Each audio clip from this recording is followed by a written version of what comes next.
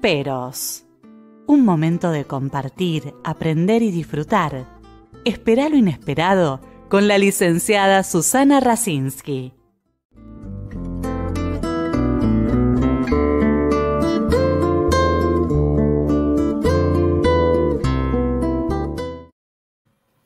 Muy buenas noches. Hoy tenemos una invitada muy especial, pero antes de presentarla voy a hablar de nuestro auspiciante, Ediciones Vergara, que sigue escribiendo nuestros libros.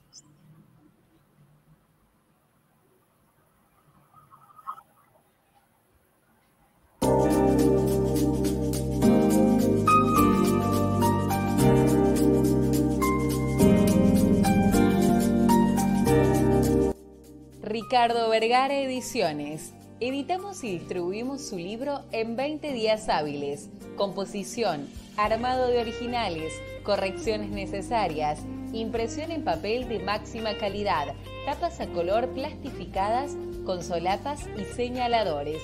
Presupuestos en el día.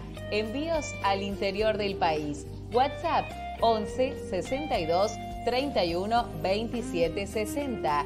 Instagram @Ric de Colegiales.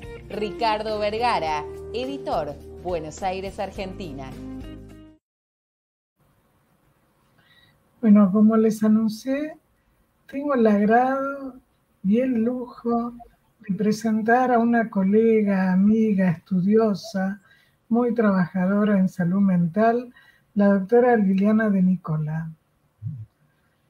Bienvenida, Liliana. La verdad que te agradezco muchísimo porque sé que estás muy ocupada, ella siempre escribiendo, investigando, asesorando. Y bueno, y tenerla con nosotros, como le decía antes de empezar el programa, ha despertado mucho interés entre mucha gente que te conoce. Primero que sos muy buena persona, además de ser muy buena profesional. Y sabés que te lo digo con todo cariño. Realmente lo siento así.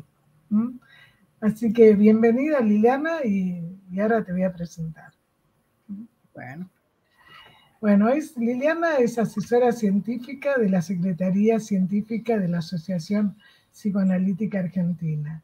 Es miembro titular de APA, de IPA, de FEPAL, docente del Instituto Ángel Garma, docente en distintas instituciones psicoanalíticas, atiende niños, adolescentes, adultos, asesora en hospitales, tareas de supervisión, de coordinación, coordinadora de grupos de investigación, es autora de trabajos para congresos nacionales e internacionales, coautora de libros de la especialidad, coeditora y cofundadora de la revista de psicoanálisis La Peste de Tebas, que se lo sugiero, se las recomiendo. Participante en el Diccionario de Psicoanálisis Argentino y también en el Diccionario de Psicoanálisis Internacional. Algunas de las cosas que hace Liliana. Pero bueno, quiero que la escuchen a ella. Bienvenida, Liliana. Gracias, Susana. Gracias por invitarme. Me encanta estar y hablar un poquito por fuera del consultorio. Y bueno. Pero además, el tema que elegiste, que me parece tan actual, ¿no? ¿Podemos evitar estar mal en la cultura? ¿A qué denominamos malestar y cultura? Me parece interesante como lo puntuás vos, porque primero hay que definir los términos, ¿no? Primero, ¿qué es cultura? Por lo menos yo lo voy a definir desde el psicoanálisis, que es mi métier, mi campo de acción, ¿no? Es decir, la cultura tiene que ver con los ideales, con las creencias, con sistemas de valores con que nos manejamos. Desde ya podemos pensar que hay distintas creencias y distintos sistemas de valores, pero lo que sí no deja estar el hombre cuando nace en insertarse en una cultura. Ahora, ¿cómo llega a eso? Llega a través de sus objetos primordiales, objetos más importantes, que son sus padres, ¿no? Que son los que les transmiten los valores, los ideales de la época. Eso ya marca, digamos, un hito en la evolución del sujeto. Que es tan actual, porque fíjate que ayer nacieron varios bebés, incluso de una chica argentina, en un búnker, ¿no? Y donde estuvo 3 días para ver a su bebé, hasta que lo pudo ver, pero entre medio de las balas, ¿no? Y otra que estuvo dando luz mientras que el hospital se bombardeaba, ¿no? Esto que ya vio Melanie Klein nos hablaba, ¿no? En épocas de guerra, pero digamos, ¿qué significa, no? ¿En qué medio? ¿Cómo? ¿no? ¿O qué huella deja también eso? Bueno, ahora después vamos a ver un montón de temas, pero que es tan actual. Y sí, estamos viviendo en una época de post-pandemia o en fin de pandemia, y con nuevamente los fantasmas de una guerra. Eso crea no solamente los fantasmas actuales, sino que se reavivan fantasmas de otras guerras, y nosotros llamamos algo que se llama herencia arcaica, ¿no? Es decir, nosotros recibimos también a través de las generaciones, en Argentina hay mucho eso, migraciones que transmitieron esas experiencias de la guerra, que llegaron con algo muy importante, yo creo, que llegaron con ideales, ¿no? Entonces, al llegar con ideales, les permitió trabajar, les permitió insertarse en la cultura, la nueva cultura, y eso modificó bastante. Ahora, nosotros estamos en un momento intermedio, diría yo, entre esa pandemia y que les hablaba, que nos toca por todos lados, desde el cuerpo, nos toca desde el derrumbe de creencias, sí, de distintos lados. Y luego el anuncio de una posible guerra, que esperemos que se interrumpa en algún momento, aunque sabemos que el hombre es lobo del hombre y a veces el ansia de poder conduce a estos sometimientos entre los hombres, ¿no? Que además, cuando yo te escucho, y un poco lo que hablamos antes del programa, ¿no? Cuando uno escucha, o lee más que escucha, la historia de Putin, ¿no? Con sus 2 padres, uno que estuvo en la cárcel 30 años y el padre adoptivo estuvo en los servicios, ¿no? ¿Qué significa eso? ¿Y qué significa también para nuestra cultura cuando se desmiente? Porque uno de los puntos que va a desarrollar Liliana, ¿no es cierto?, que tiene que ver con las prohibiciones de una organización social, de lo que es la cultura, porque estamos hablando que los padres son los primeros, dentro del contexto que nace ese chico, que le transmiten. Y muchos de nosotros, que tenemos nuestros abuelos que vinieron de Kiev, ¿no? Por supuesto, por lo menos a mí, me hizo recordar muchas cosas que se hablaban en la familia, porque como vos bien decís, venían a las Américas porque había trabajo, había paz y había ilusiones, ¿no? Entonces, un poco el panorama en este momento también es diferente. Entonces, ¿cómo nos acostumbramos? O sea, ¿qué entendemos, no? ¿Cuál sería el malestar también de la cultura? Ahí tocaste un punto importante que es la ilusión, ¿no? Yo agregaría las utopías también. Eso hace que, digamos, haya un sentimiento de esperanza en esos migrantes, inmigrantes que llegaron a la Argentina y que, bueno, con muy poquita cosa hicieron mucho, ¿no? Pero creo que la presencia de esa utopía nos ayudó. En este momento estamos en unas sociedades donde el desgano, el desinterés, la depresión,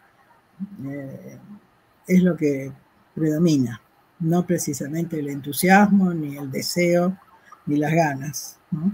Entonces la patología nos dice algo también, la patología predominante. Es una patología donde, por ejemplo, el indicador predominante en este momento de todas las investigaciones, lo que predomina es el cansancio.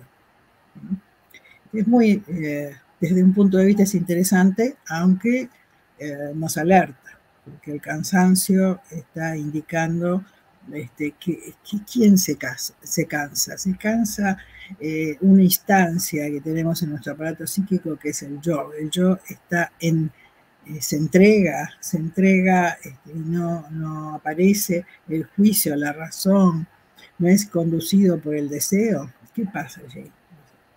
Entonces, me parece que este cansancio que todos están mencionando, incluso las investigaciones, últimas investigaciones en adolescentes, que en realidad el desgano en el adolescente no es extraño, pero porque hay una tormenta pulsional ante el cual el yo se entrega, porque bueno, está cansado de esa tormenta pulsional. Pero además ahora hay un problema, porque al no haber transmisión de ideales, el joven no sabe dónde conducir sus intereses. Así que me parece que estamos en un callejón que debemos pensar. El psicoanálisis tiene que pensar mucho sobre esto y tratar de dar algunas respuestas. Por ahora no las tiene, pero la ilusión es lo que nos lleva hacia un porvenir, como el famoso trabajo de Freud, ¿no? Porvenir de la ilusión. Digamos, y eso está marcado por el deseo. Claro, que hablábamos en otro programa que me parece importante, por lo que vos decís, diferenciar la necesidad y el deseo, y también lo que es la megalomanía y el pensamiento mágico, ¿no? Porque en este momento todo es cantidad, como dice Byung-Chul Han, ¿no? El sociólogo, el filósofo, que él habla justamente de la sociedad del cansancio, ¿no? De todo es cantidad, y falta la calidad. Y también esto en los adultos, que también se adolece de la adultez, pero de la adultez en cuanto a la responsabilidad y en cuanto a la ética y a la madurez. Por eso vos tocás algunos temas que me parecen importantes, ¿no? ¿Cómo influye el narcisismo en el malestar de la cultura? ¿Cómo influye cuando, por ejemplo, el parricidio, el canibalismo, lo que serían los órdenes sociales no existen? O sea, donde predomina la desmentida, ¿no? Donde lo vemos todos los días, ¿no? Sí, la desmentida es un mecanismo sumamente primario, la desmentida, que desconecta de la realidad.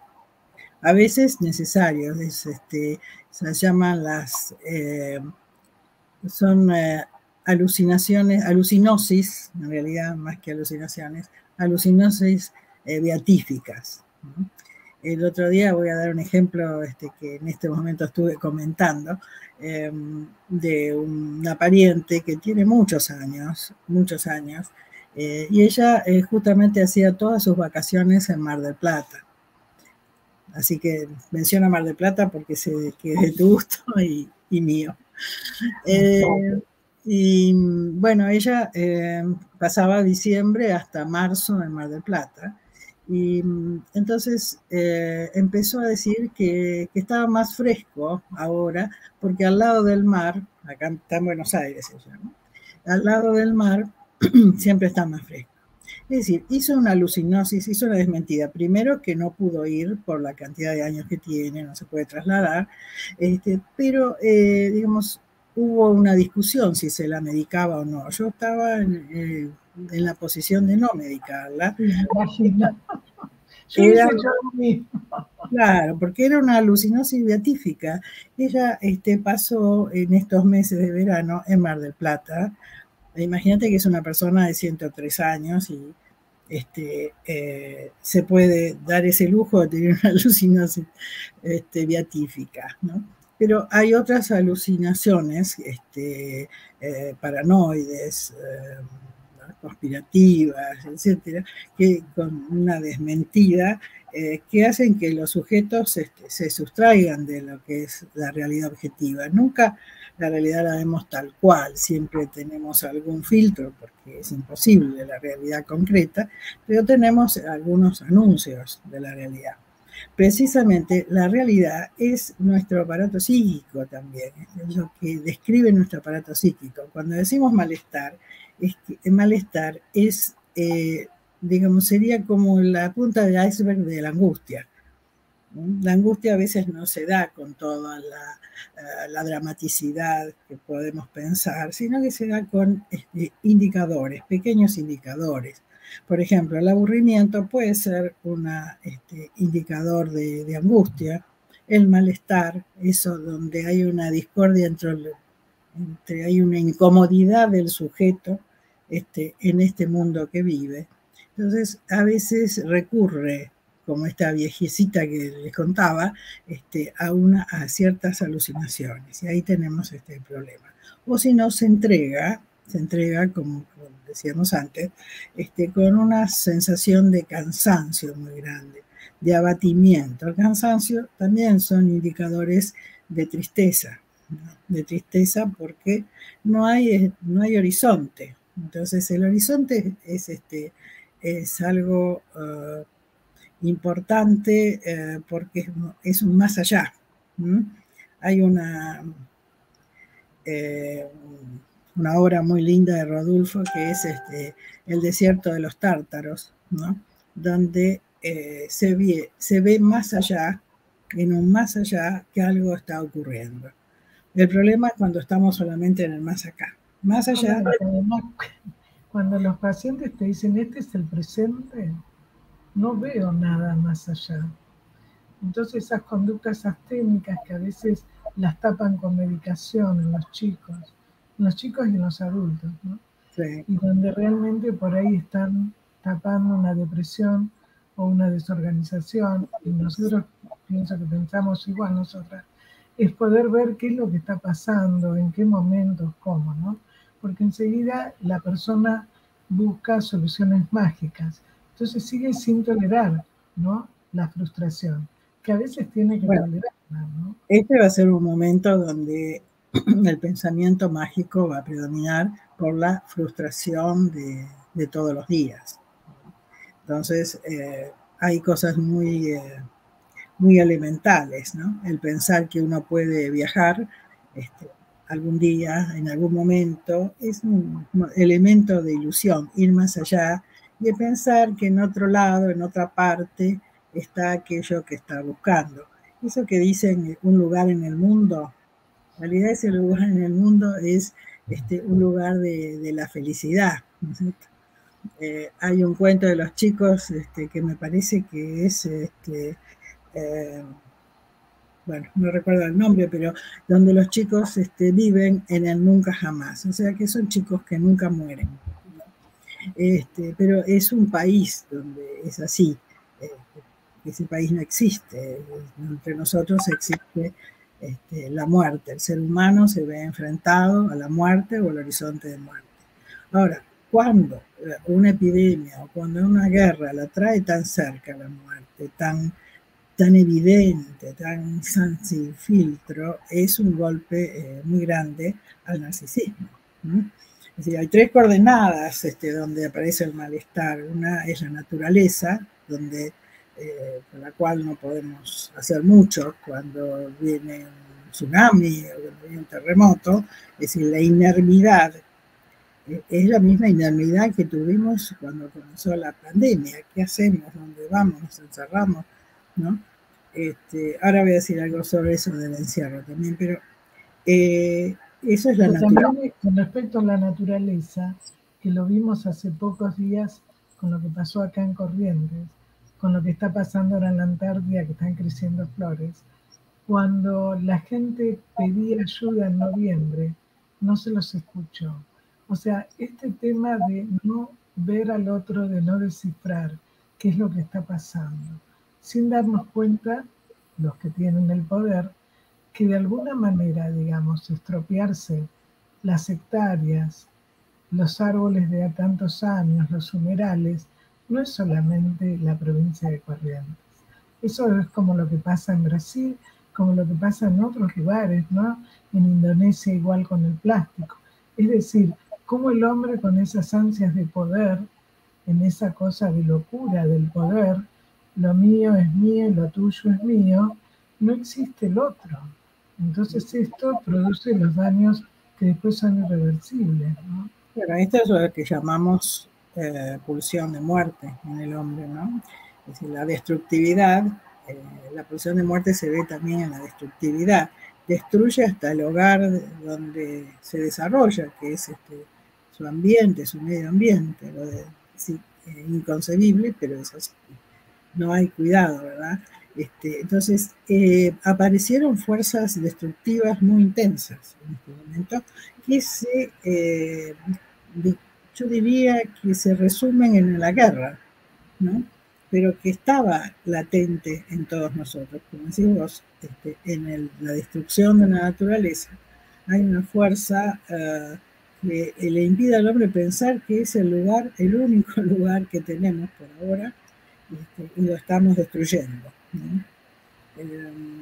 Bueno, y luego un tercero es, entonces, la naturaleza nos da un sentimiento de vulnerabilidad muy grande, con todas estas cosas que no podemos enfrentar, nuestro cuerpo también, porque de golpe aparece una enfermedad, y la enfermedad nos indica que a veces no podemos luchar contra ella, ¿no?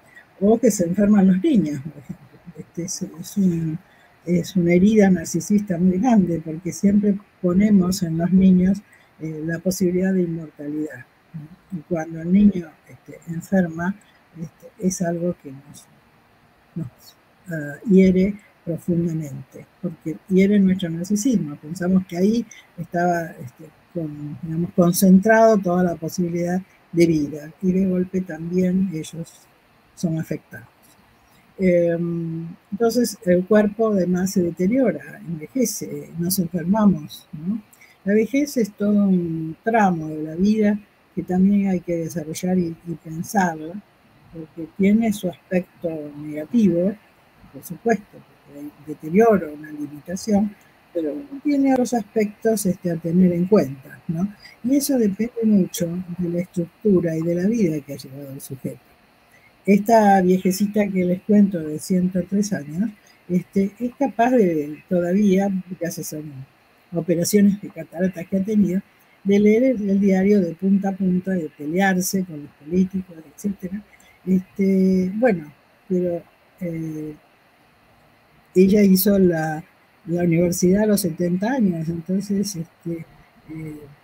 digamos, hay algo previo que le permite sublimar y ponerse también a aceptar el deterioro, ¿no? Y además, fíjate que esto se vio con el COVID. En una familia se enfermaron todos y algunos murieron y otros no. Entonces, Liliana, como yo, como muchos de nosotros, trabajamos todo lo psicosomático. Y entonces también depende cómo esté el sistema inmunitario de la persona. Esta mujer que vos decís, que me imagino quién es, bueno, tiene una historia de vida, ¿no es cierto?, que le ha permitido llegar a esto. Y el afecto también a su alrededor. Porque una de las cosas que se vivió en la pandemia es la soledad de la gente mayor, ¿no? No solo en nuestro país, ¿no?, en el planeta. Y donde sí, lo han ya había habido desolación en otros momentos, en epidemias de gripe, por ejemplo. Yo me acuerdo que en Francia los viejitos habían quedado solos, y supongo que eso acelera la muerte. El hombre puede vivir, puede ser un Robinson Crusoe, pero no demasiado. Encuentra estos malestares, estos indicadores de angustia, cierta solución en el amor, por ejemplo, en el amor a un objeto. Hablo de amor en el sentido amplio de la palabra, ¿no? Amar, el camino del erotismo, es una forma de atenuar estas esta sensación de muerte que a veces nos sobreviene, ¿no? Así que depende de los recursos que tenga el sujeto previamente, de cómo pueda enfrentar estos malestares, ¿no?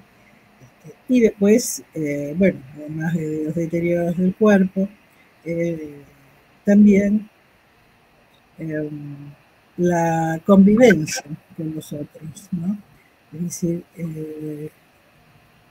uno a veces se impone ese famoso dicho de tenés que amar a los otros como a vos mismo, y eso es muy difícil, muy difícil. Primero porque nos amamos bastante a nosotros, entonces si nos amamos tanto es difícil amar a otro, pero además como a nosotros es difícil. ¿Querías decirme algo? No, pero vos ahí entras en un tema, ¿no? Que son los mandatos y las prohibiciones. O sea, esos son mandatos, ¿no? En nuestra juventud era como que con la pareja que te casabas o formabas tu pareja era para toda la vida. Un amigo era para toda la vida y la carrera para toda la vida o un trabajo, ¿no? Y esos eran mandatos muy fuertes para nosotros. Así es.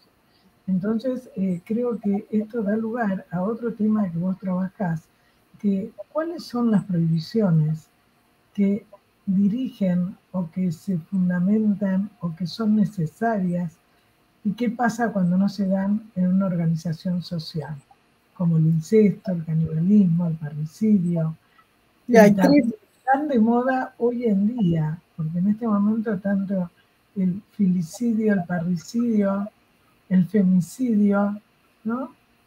En fin, los homicidios, todos los sitios, ¿no? Los fanatismos también, que es muy grave. Y la organización social se da en base a la prohibición de 3 cuestiones. Una, que son primordiales, digamos así. Una, el parricidio. El otro, por lo que vos dijiste, el filicidio es una contrapartida, es lo mismo, podríamos decir, pero que permiten la organización social. ¿Podés explicarlo un poco más para la gente que no es colega? ¿Qué sería el parricidio, el canibalismo? Bueno, el parricidio es la muerte del padre, matar al padre, asesinar al padre. Digamos, esto no tiene una, ¿cómo podríamos decir? Una vinculación directa con nuestra vida, es decir, no estamos matando, pero hay muchas formas de matar. Uno piensa cuando es niño. Cuando es niño, cuando es un pequeño, la idea es que los deseos son realidades. Entonces, el odio está presente. Esto está basado en un odio primordial también. Entonces, cuando el niño ve a su padre que lo saca de la unión con su mamá, lo odia y desea matarlo. Dice, ojalá te mueras. Y para él, ojalá te mueras, tiene una realidad. Pero además, partimos de una idea de que en sus orígenes el hombre va una banda, es un mito científico que toma Freud, pero que está en todos nosotros, donde hubo un asesinato del padre, y esto se verifica en las creencias y en los mitos también, ¿no? Se verifica, por ejemplo, en la Biblia, en el Antiguo Testamento, en el claro, en distintos...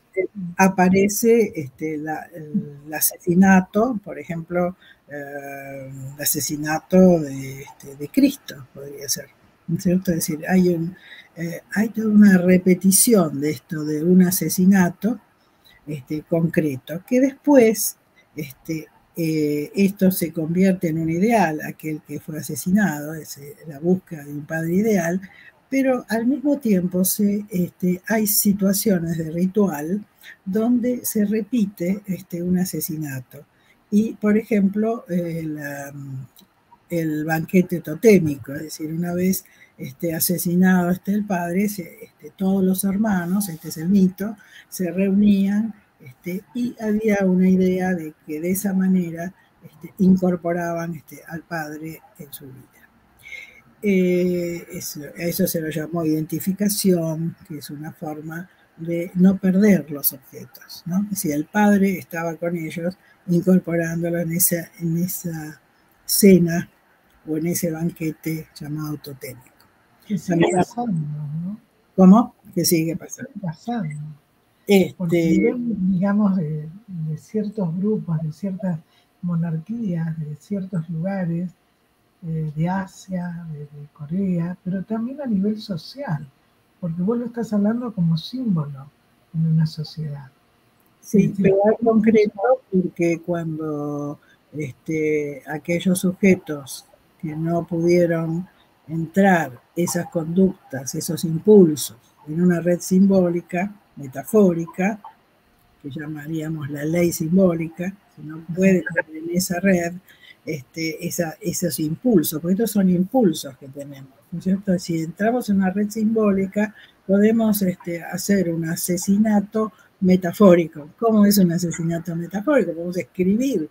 Por ejemplo, hay un trabajo, yo les quería comentar, de un marplatense también, pero eso no era voz, de Mar del Plata también, que se llama Carlos Balmaceda, que escribió El manual del caníbal.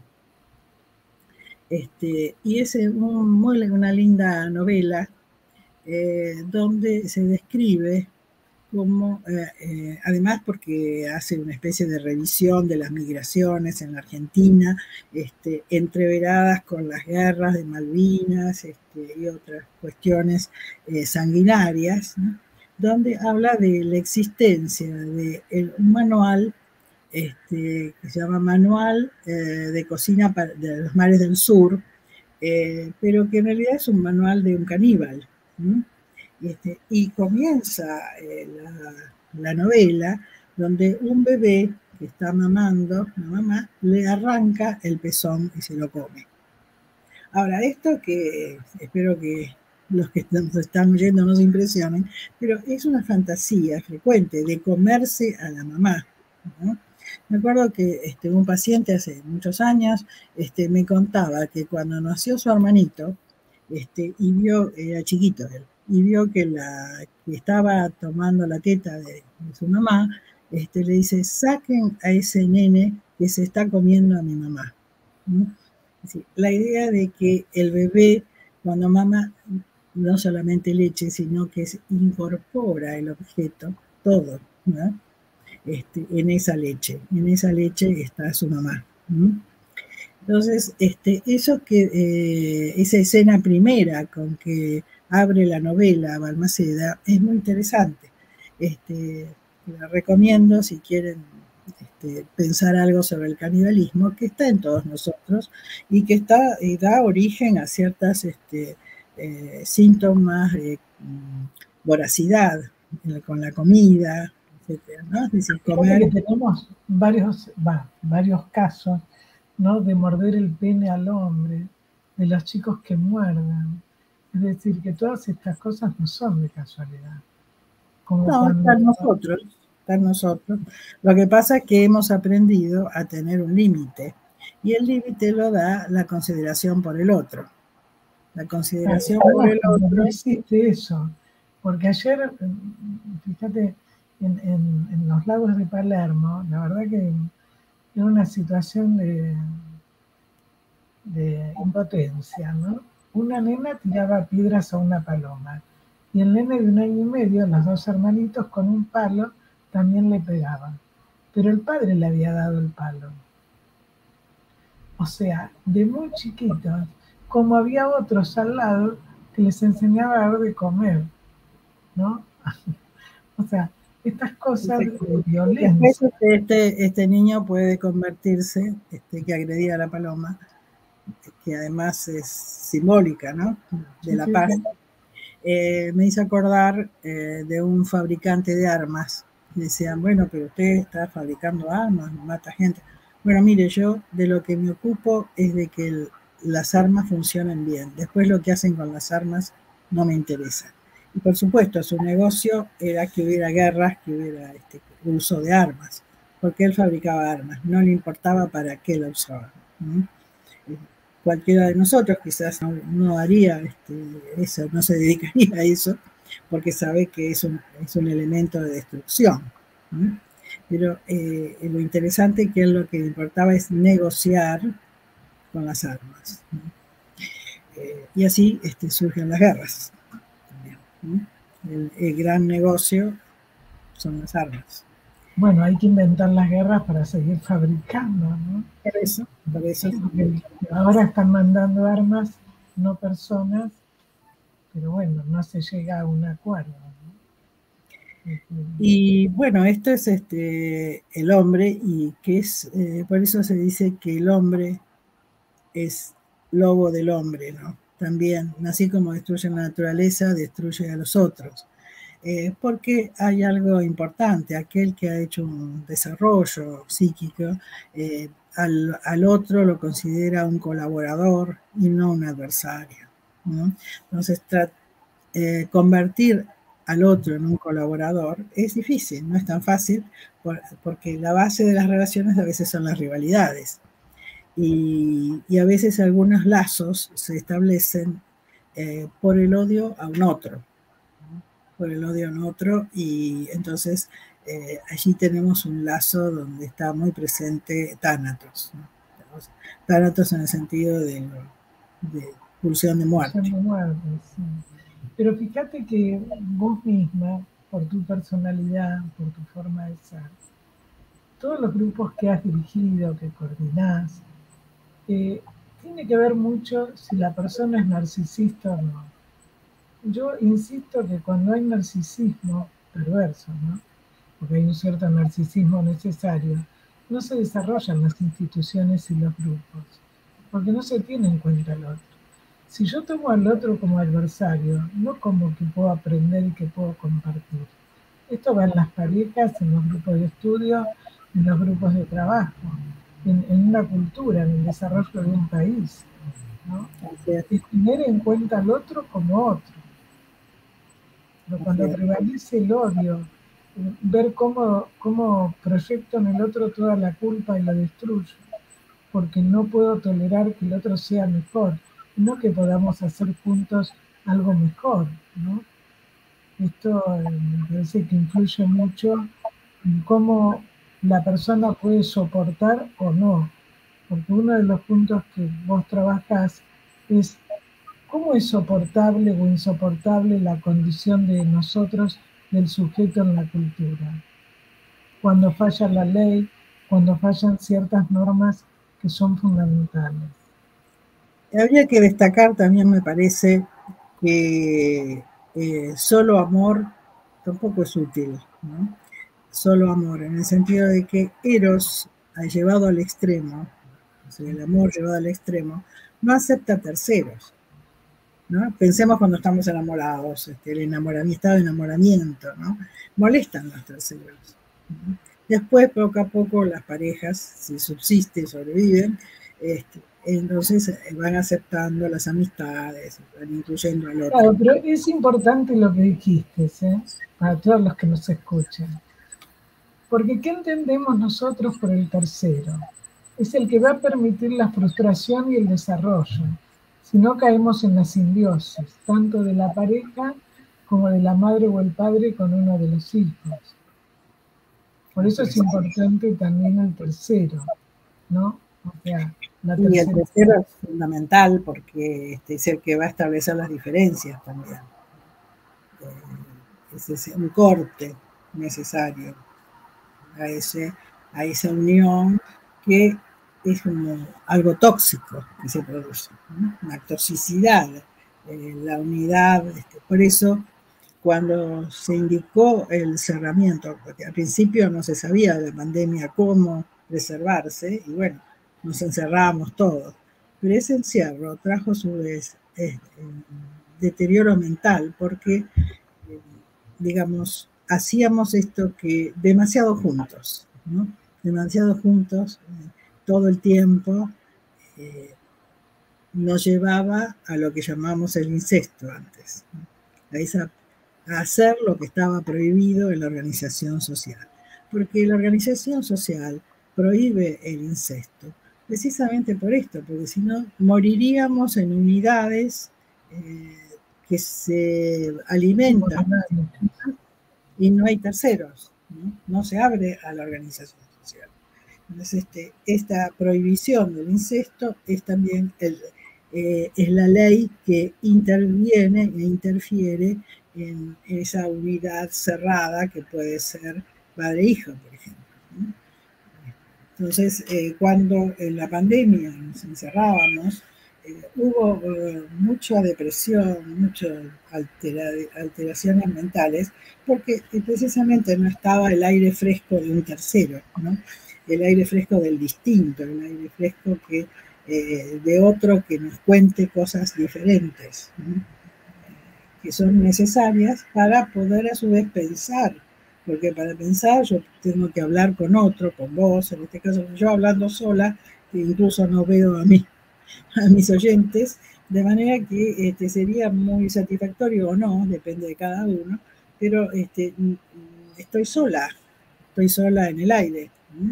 En cambio, de esta manera puedo hablar con vos y hasta me puedo imaginar a alguien que me esté escuchando. No, incluso que la gente que hace preguntas, porque se ha establecido hace 3 o 4 meses una comunicación como la que están haciendo, y donde hacen comentarios, lo cual surgió justamente naturalmente, ¿eh?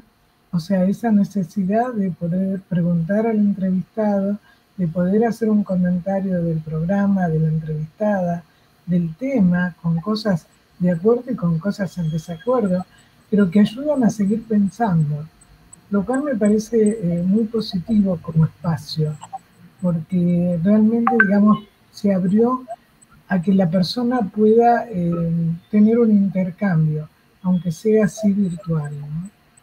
Y creo que para vos, como para mí, y todos los que han estado en el programa, les ha sido muy útil, porque a veces, digamos, no es lo mismo si uno no tiene una devolución del otro, ¿no? Un intercambio. Un intercambio, sí. Y es donde aparece el deseo también, porque hay un tercero que dice, bueno, a ver, un poco de aire, y ahí aparece entonces el deseo. Es el otro el que nos convoca al deseo. Si no, como vos sabés bien, de que el niño, donde no hay un otro que lo nomine y demás, muere, ¿no? Es decir, necesita un otro que lo llame, que lo invoque, que lo nomine. Eso Spitz lo descubrió tempranamente, ¿no? Entre nosotros. ¿Hay alguna? Se destaca también la diferencia que nosotros vemos mucho, y también en adultos, ¿no? Situaciones de mucho sometimiento en relaciones de pareja, donde se acostumbran a no tener satisfacción en las relaciones y donde se someten a que, en el caso que estoy hablando, de que la mujer no podía, entonces se necesitaba siempre un tercero a través de un aparato, ¿no? Porque si no, no podía, o bien a través de fotos o de otras situaciones, ¿no? Y la persona se sometía a eso, ¿no? En vez de poder ver qué era lo que estaba pasando. Habían consultado, pero bueno, quedó en 1 o 2 consultas. Y realmente cuando la persona se da cuenta hasta dónde, frente a la situación de desamparo que había vivido en toda su vida, se había sometido a una relación de tantos años, ¿no? Pero ante el desamparo, ante la posibilidad de volver a vivir el vacío, bueno, era lo que podía hacer, ¿no? Y sí, yo creo que el temor a la soledad a veces es más fuerte que cualquier otra posibilidad de goce o de placer que se pueda obtener, ¿no? Entonces el temor, digamos, cada uno buscará la forma placentera que mejor le cabe, ¿no? No hay una fórmula. El problema es cuando no es placentero. Entonces hay un sometimiento, una renuncia al placer, ¿no? Mucha gente, yo digo que hay gente que se jubila para la sexualidad Y la verdad que hay gente de edad que puede tener su forma de goce, quizás no la misma que los 30, los 40, pero 80, supongamos, pueden tener una forma de goce y no declararse jubilado para la sexualidad. Hay muchas formas de sexualidad, no es solamente el tener una cópula, que a veces ya no se puede. Pero bueno, digamos que la sexualidad es sumamente amplia como para el concepto de sexualidad, como para incluir otras formas cuando ya no se puede, algunas que consideramos entre comillas tradicionales, digamos así, ¿no? Entonces, volviendo a esto de la vejez, ¿no? El cuerpo viejo puede también gozar, ¿no? Puede gozar de muchas maneras. Sí, hay muchas formas de expresar la ternura y el cariño, ¿no? Ternura, cariño y goce también, ¿no? Sí.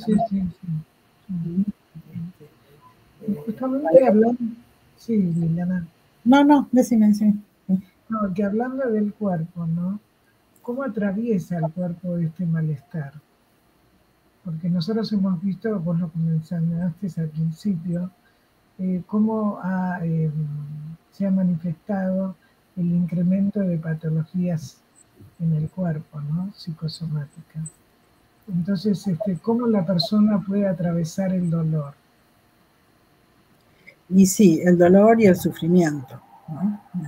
Que el sufrimiento es un padecimiento donde hay otro, generalmente, que llamamos sufrimiento, que esto es lo que vos decías, el sometimiento a otro, que bueno, está el aspecto donde la destructividad hacia el mismo sujeto, que es el masoquismo, ¿no?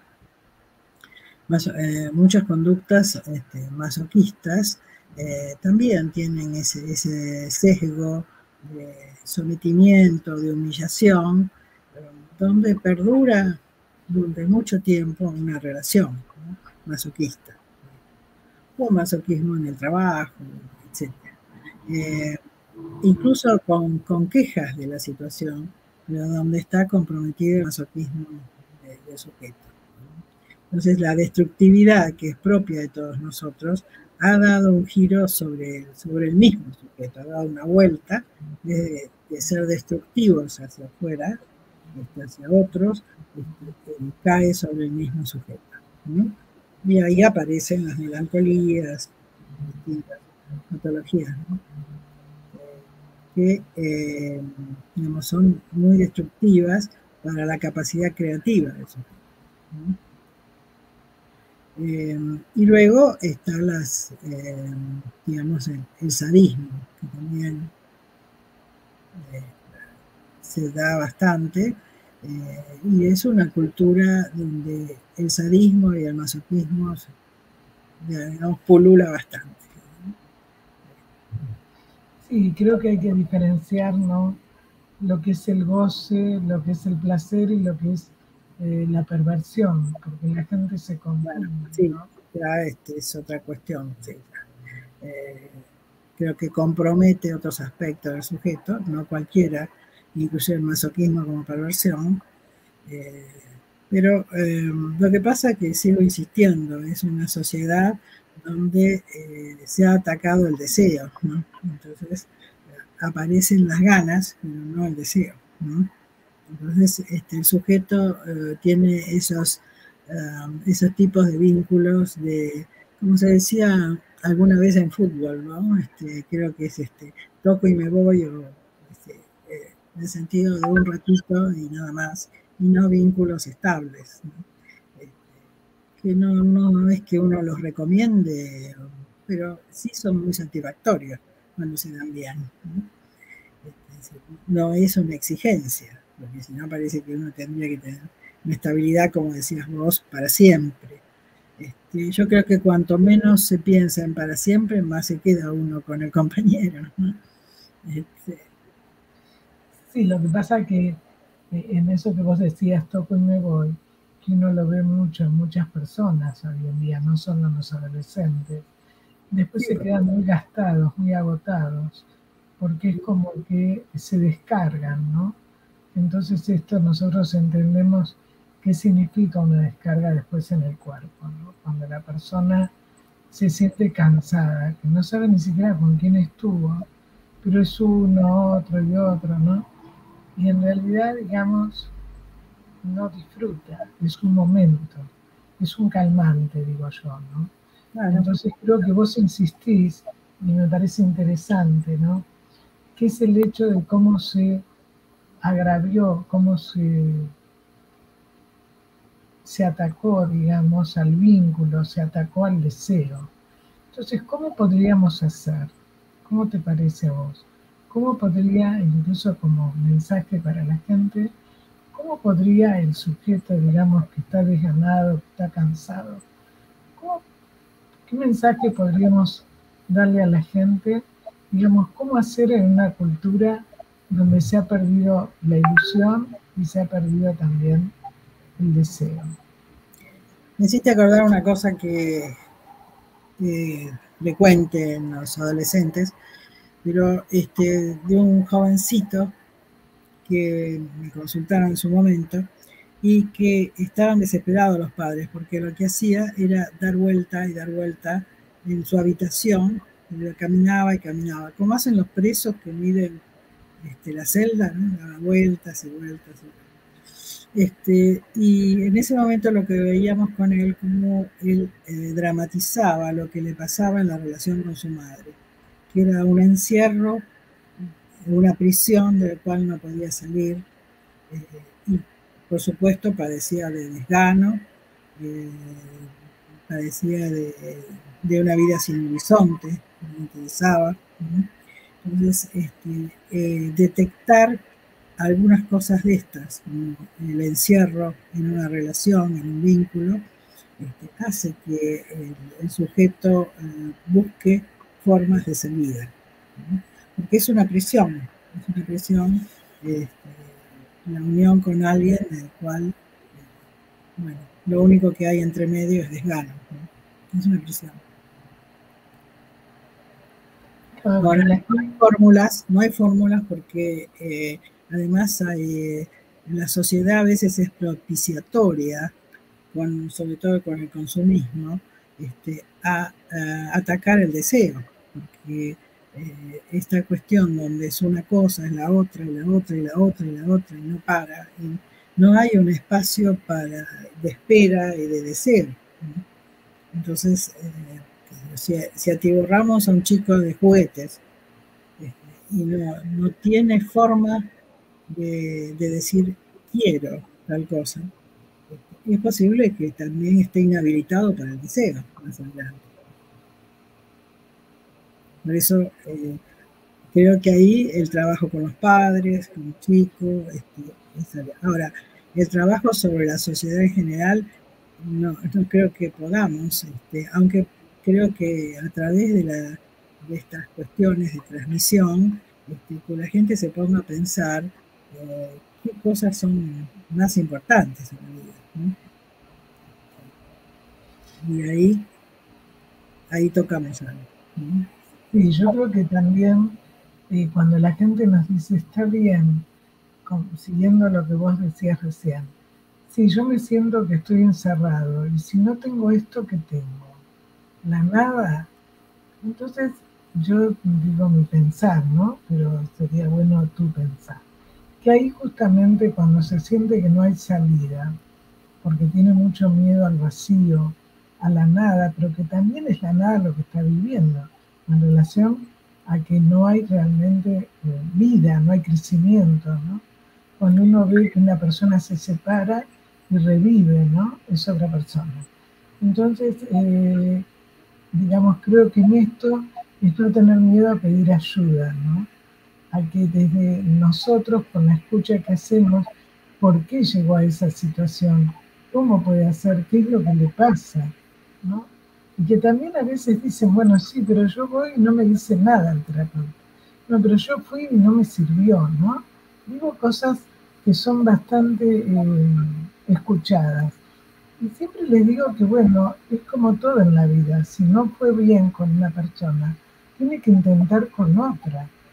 Lo que ocurre es que cuando la persona siempre le ha costado cambiar o separarse, también le pasa lo mismo cuando un médico no le es el adecuado o un terapeuta. Pero no se tiene que quedar si no se siente cómodo, ¿no? No sé lo que vos pensás.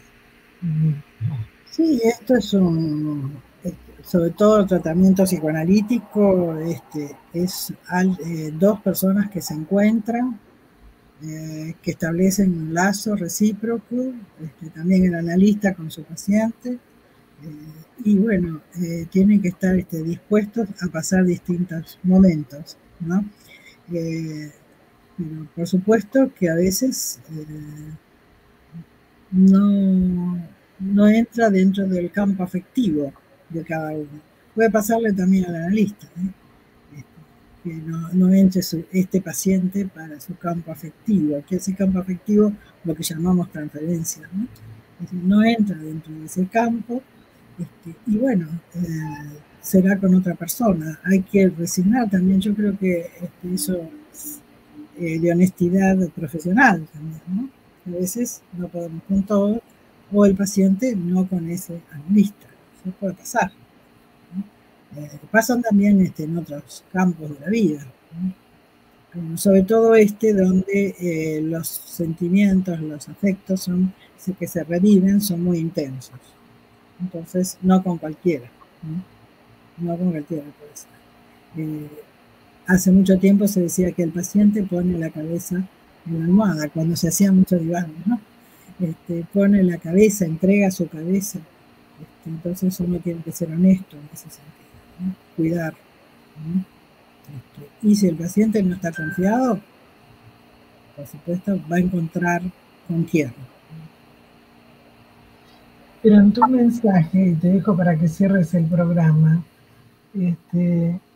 hay también un mensaje de esperanza, porque yo creo que es importante que frente a todo el panorama de la cultura que tenemos y del malestar, porque no se cumplen ciertas normas que hacen a que una cultura se desarrolle, también el poder pensar y ayudar a pensar, ¿no?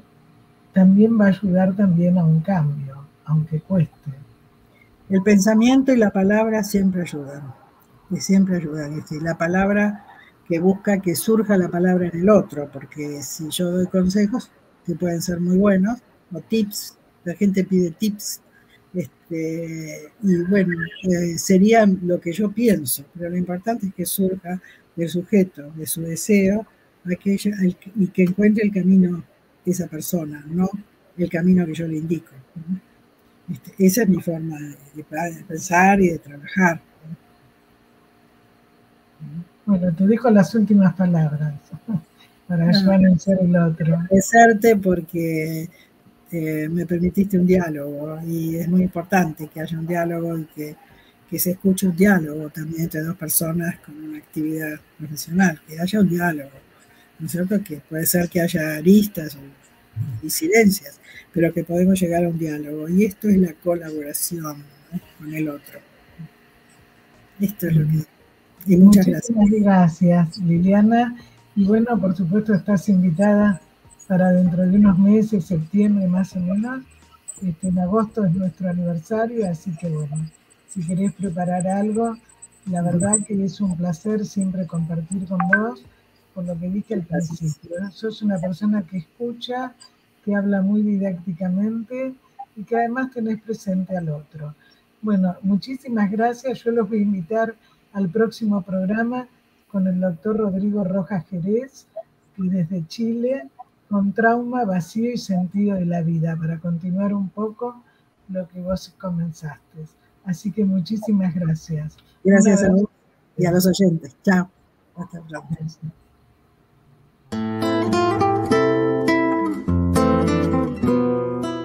Sin peros. Un momento de compartir, aprender y disfrutar. Espera lo inesperado con la licenciada Susana Rasinski.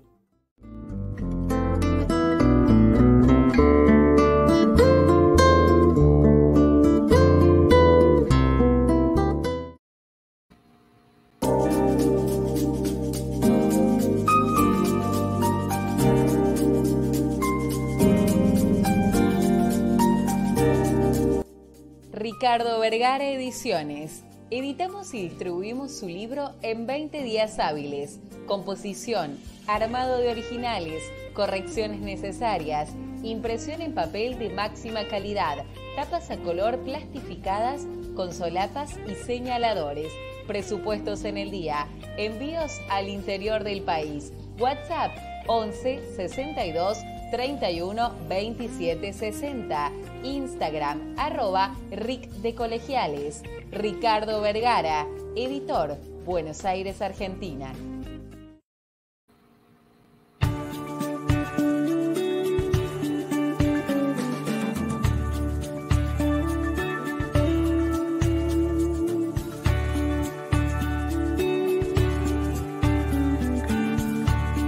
Soy la licenciada Susana Rasinski.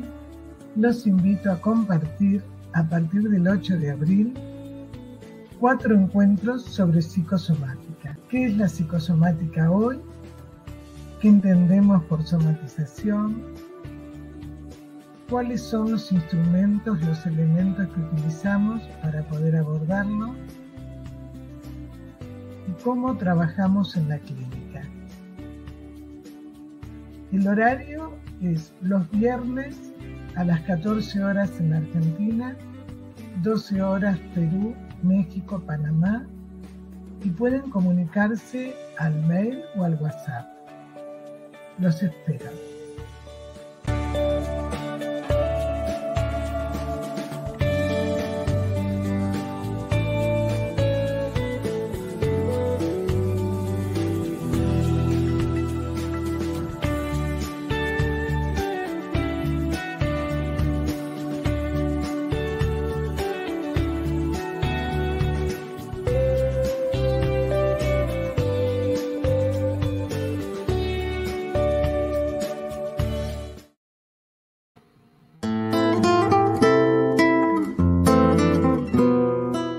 Sin peros. Un momento de compartir, aprender y disfrutar. Espera lo inesperado con la licenciada Susana Rasinski.